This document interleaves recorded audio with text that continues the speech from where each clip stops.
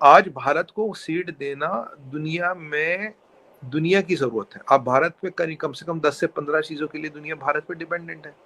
तो आप भारत को सीट नहीं दोगे तो भारत ने क्या कर लिया? देखिए, अगर आप यूएन से बाहर जाए, चलिए इसको आपने मतलब यूएन हुआ कि इस एजेंडे पर भी उनकी जो है वो डिस्कशन हुई है, मीटिंग हुई है, या एक ये उनका ये ये ये ये तो साफ सपोर्ट कर चुके हैं ना। पर मैं आपको यूनाइटेड नेशन जनरल असेंबली के प्रेसिडेंट पहली बार दुनिया के किसी कंट्री में बायलैटरल विजिट पर आए हैं और वो कंट्री है इंडिया। यहाँ पर आकर ना सिर्फ उन्होंने इंडिया की तारीफ की है बल्कि ये भी सुनने में आ रहा है कि शायद इंडिया अब यूनाइटेड नेशन का परमानेंट मेंबर बनने जा रहा है, क्योंकि बहुत से परमानेंट मेंबर ऑलरेडी इंडिया की फेवर भारत संयुक्त राष्ट्र को लेकर कई मौके पर यह कहता आया है कि संयुक्त राष्ट्र सुरक्षा परिषद को बदलना होगा। अब अहम बात यह कि भारत की इस बात का समर्थन खुद संयुक्त राष्ट्र भी कर रहा है। बात कही जाती है कि इंडिया यूएनएससी में एक परमानेंट मेंबर के तौर पर जो है वो अपनी एक हैसियत समझता है और चाहता है। तो आप समझते हैं कि ये जो परमानेंट मेंबर होने के लिए कोशिश हो रही है, तो उसकी भी एक कड़ी उनके विजिट से मिलती है। उस सिलसिले में भी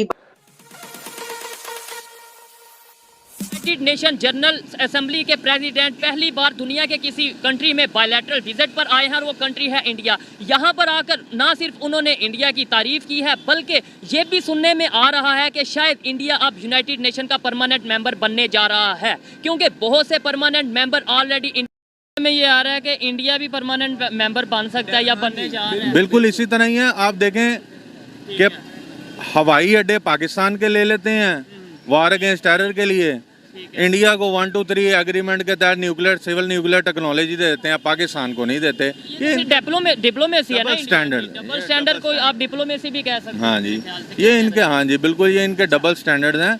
हम क्यों बार बार, लेट्स सपोज मुझे पता चल गया कि ये भाई मेरा फैसला ठीक नहीं करेंगे, मैं क्यों बार बार जाता हूँ आपके पास? देखें, हम लोग पार्लियामेंट है, पार्लियामेंट की तरह है, जाना पड़ता है वहाँ पे।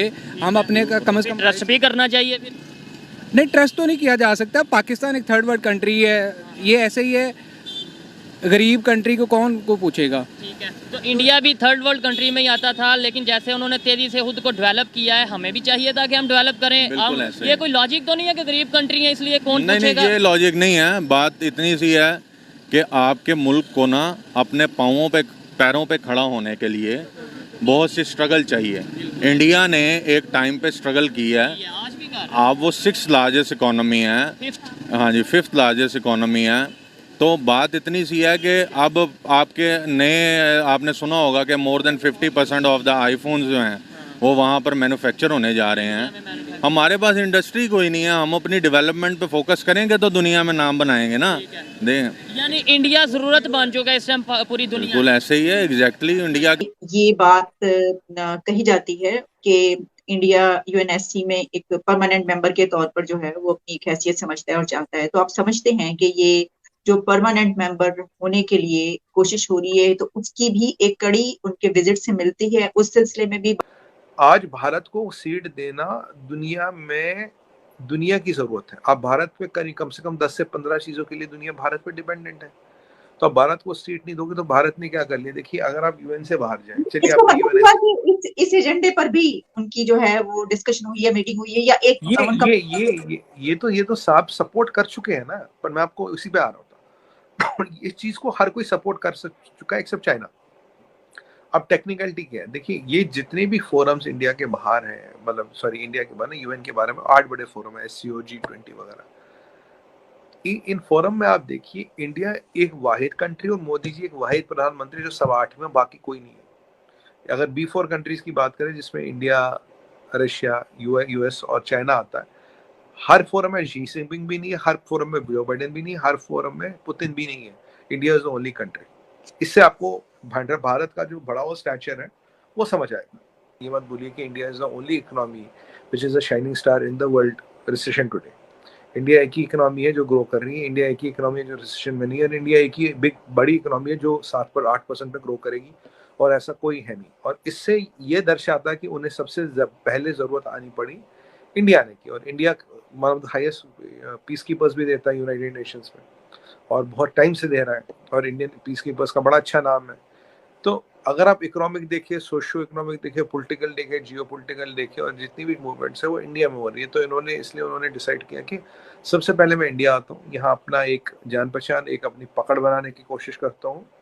और अगर आप रशियन यूक्रेनी वॉर की भी देखें तो कहीं ना कहीं मीडिएशन तो इंडिया, मोदी जी को ही कह रहे हैं सब। यूनाइटेड नेशन जनरल असम्बली के जो प्रेसिडेंट हैं वो इंडिया के विजिट पे आए हैं।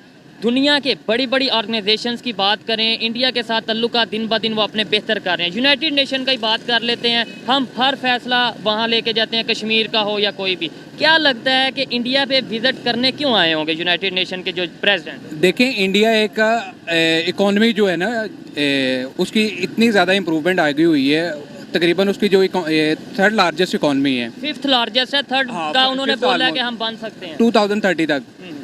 और उससे भी जो आगे की बात है वो देखा जाए तो जो उनकी इकॉनमी है, जो फॉरेन एक्सचेंज रिजर्व्स हैं वो $537.7 बिलियन है, जबकि पाकिस्तान के पास $3.7 बिलियन है। ठीक है। तो ये चीज़ें बड़ी ग्रैब करने की तो होती हैं कि जो लाइक यूएन का जो प्रेसिडेंट है वो टिल्ड तो जाएगा उस तरफ, ठीक है, कि वो उस तरफ विजिट तो करेगा डेफिनेटली, क्योंकि इकॉनमी बेस्ड डिप्लोमेसी बड़ी चीज़। भारत यूएन में नहीं है तो किसकी औकात है यूएन में बैठने की?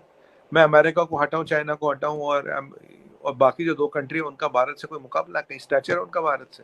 पर वो P5 मेंबर है।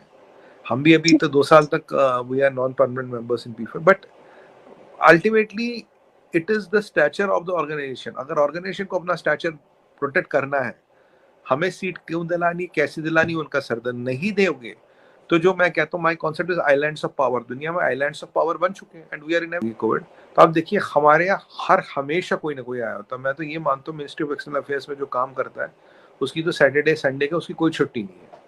पूरे 365 दिन या तो कोई आया हुआ होता है या हम कहीं गए हुए होते हैं। अगर आप डॉक्टर जयशंकर साहब को देखें, उनके पास भी टाइम नहीं होता, आपको कभी वो छुट्टी पे नहीं दिखेंगे। कभी वो आपको वो दिल्ली में या तो किसी ना किसी के साथ दिखेंगे या कहीं ना कहीं दिखेंगे। तो अब डॉक्टर साहब जाएंगे तो पूरे मंत्रालय, जो पूरी मिनिस्ट्री, उनको भी सचेत रहना पड़ता है। और खासकर जब कोई यहाँ आता है उसके संदर्भ में भी तो और भी चीजें और भी तैयारी करनी पड़ती है। जय हिंद दोस्तों, जैसा कि आपने वीडियो में देखा, यूनाइटेड नेशन असेंबली अध्यक्ष भारत आए हुए हैं। कहा जा रहा है कि इतिहास में पहली बार यूनाइटेड नेशन असेंबली अध्यक्ष खुद किसी देश का विजिट किया है। ये हम सब के लिए बहुत ही अच्छी बात है।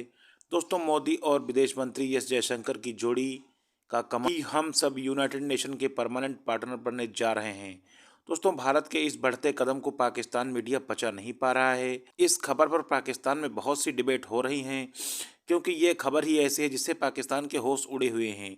दोस्तों, वो ये कह रहे हैं कि हम हमेशा कश्मीर का मुद्दा यूनाइटेड नेशन में लेकर जाते थे, अब वहाँ भारत पहले से ही बैठा होगा तो हमारी वहाँ कोई नहीं सुनने वाला है। दोस्तों, इस वीडियो के बारे में आपकी क्या राय है, हमें कमेंट सेक्शन में कमेंट करके ज़रूर बताएं। दोस्तों, यदि आपको वीडियो अच्छा लगा हो तो प्लीज़ इसे लाइक और शेयर करें। यदि आपने हमारा अभी तक चैनल सब्सक्राइब नहीं किया है तो मेरे चैनल को सब्सक्राइब कर हमारा सपोर्ट करें। जय हिंद, वंदे मातरम।